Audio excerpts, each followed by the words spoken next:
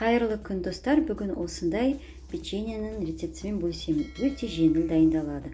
Ол үшін бізге сұйық май, қант ұнтағы, сары май, ұн және жұмыртқа қажет. Алдымен сары майды осылай миксерлеп аламыз. Егер қатқан май болса. Бірақ майды кішкене жұмсартып алған дұрыс.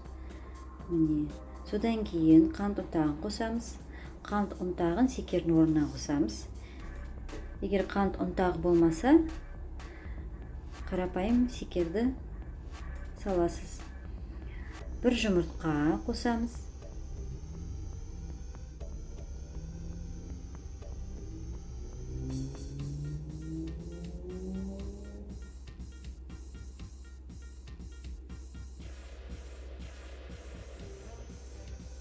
Сұйық май араластырамыз.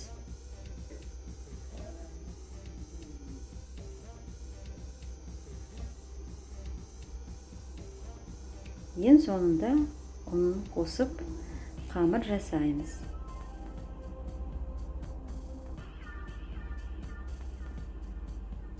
Осылай жаймендеп аз-аздан қосып тұрамыз ұнды.